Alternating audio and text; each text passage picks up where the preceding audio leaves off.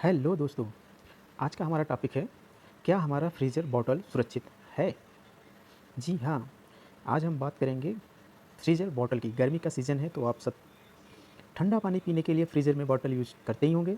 तो चलिए हम स्टार्ट करते हैं आज का टॉपिक, जो आपके लिए काफ़ी लाभदायक हो सकता है। हम जो यूज़ करते हैं बॉटल, ज़्यादातर बॉटलों में प्लास्टिक का ही बॉटल होते हैं। प्लास्टिक का इसलिए फ्रीज़र बॉटल ज़्यादातर यूज़ होते हैं क्योंकि पहली बात तो ये सिंथेटिक है, नेचुरल नहीं मिलता। मैन मेड पॉलीमर, ये एक पॉलीमर होते हैं और इसकी खासियत ये होती है कि ये अनब्रेकेबल, ये ब्रेक नहीं होते, कोलैप्सिबल नहीं होते और दे आर लाइट, यानी कि ये हल्के होते हैं। आपका जो बॉटल होता है प्लास्टिक का, वो टूटता नहीं है, चिपकता नहीं है और हल्का होता है। तो ये इसकी खासियत होती है जिसके कारण हम प्लास्टिक के बॉटल यूज़ करते हैं।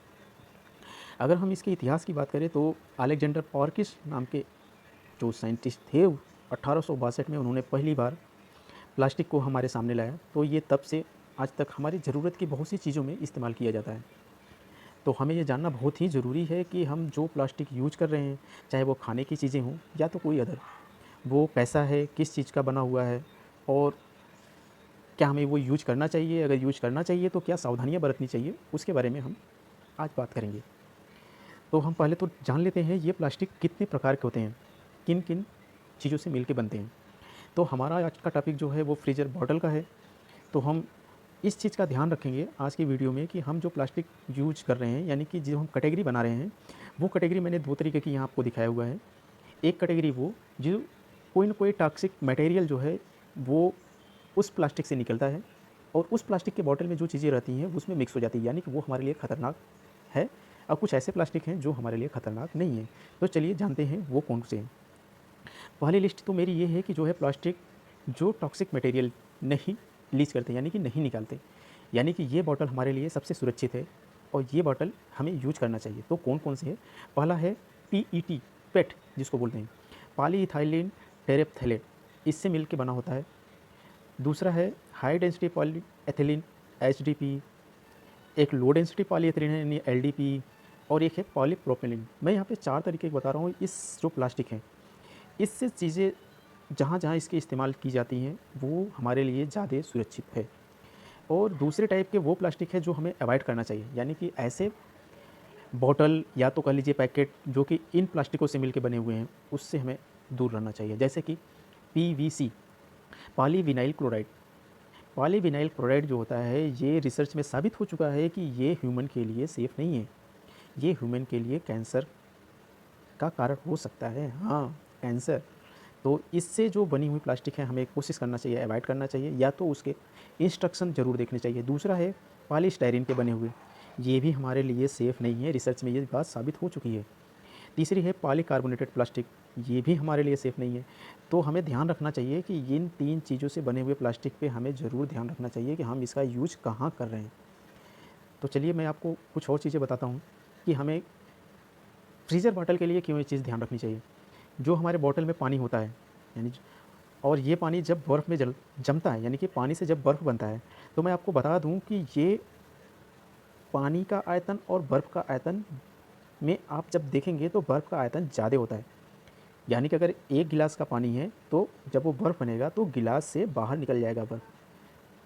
तो ये इस इस बात से आपको ये समझना चाहिए कि जब बर्फ़ बनेगा तो प्लास्टिक थोड़ा-सा तो फैलेगा। अब कितना फैलेगा, उस फैलने का क्या असर होता है, ये भी आपको जानना बहुत ज़रूरी है।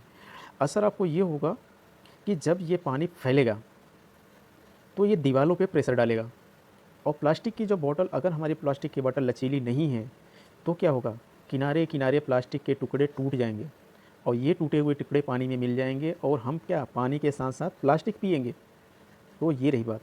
यहाँ पे मैं आपको कुछ बताना चाहूँगा कि जो प्लास्टिक पॉलीमर बॉटल है, वो उनकी रेंज यहाँ पर है, आप देख सकते हैं कि वो मैक्सिमम 150 डिग्री सेंटीग्रेड यानी फ़ारेनहाइट में है। यहाँ तक से जो उनका टॉलरेंस है -100 डिग्री तक जा सकते हैं। ये एक इन्फॉर्मेशन है मैं आपसे जो शेयर कर रहा हूँ।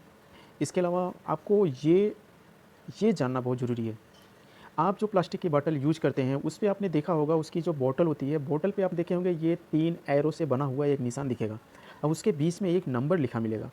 आपको केवल बॉटल पे इतना ही लिखा मिलेगा, वो ये नहीं मिलेगा कि ये पीटी पेट है या फिर पीवीसी है या तो पीपी है, ये नहीं मिलेगा। तो मैं ये इसलिए बता दे रहा हूँ कि अगर वो 1 नंबर है यानी कि 1 नंबर यानी कि पॉलीएथिलीन टेरेप्थिलिन, ये इसका बना हुआ है और ये सॉफ्ट ड्रिंक बोतल इसके लिए यूज कर सकते हैं। 2 नंबर का जो है वो मिल्क जग शैम्पू बॉटल जो होती है वो 2 नंबर की प्लास्टिक में रखी जाती है। 3 नंबर की प्लास्टिक जो होती है वो स्वीट फ्रूट पैकेजिंग के लिए यूज़ की जाती है। 4 नंबर की जो प्लास्टिक है जिसमें क्रस्ट बॉटल्स होती हैं, शॉपिंग बैग इसके लिए यूज़ की जाती हैं। 5 नंबर की जो प्लास्टिक है वो फर्नीचर, कॉस्ट्यूम में, लगेज इसमें यूज़ की जाती है, ये बहुत हार्ड हो जाती है। पॉलीस्टाइरीन की जो बॉटल होती है यानी 6 नंबर, वो खिलौने, रेफ्रिजरेटर की जो ट्रे होती है उसमें यूज़ होती है। सीडी केस जो बनते हैं उसमें यूज़ होती है। और कुछ अदर होते हैं जो कि नायलॉन या फिर फाइबर ग्लासेस, वो अदर हैं। तो ये 7 नंबर है जो आपको जानना बहुत ज़रूरी है कि किस नंबर की बॉटल कहाँ पे यूज़ करनी चाहिए, ठीक है? आशा करता हूँ कि आप अगली बार जब भी कोई प्लास्टिक के सामान लेंगे तो आप ज़रूर ये देखेंगे कि उस पे क्या नंबर पड़ा हुआ है और उस नंबर के हिसाब से क्या ये सही है या नहीं। अगर आपको मेरा यह वीडियोस अच्छा लगा हो तो आप इसको लाइक ज़रूर करिएगा और अपने दोस्तों से शेयर करिएगा। बताइएगा कि किस नंबर की कौन सी प्लास्टिक होती है और कहाँ पे यूज़ होती है। ये इन्फॉर्मेशन सबके लिए होनी चाहिए क्योंकि हम सभी लोग यूज़ करते हैं। तो आप इस तरह की इन्फॉर्मेशन पाने के लिए मेरे चैनल को सब्सक्राइब करिए। धन्यवाद।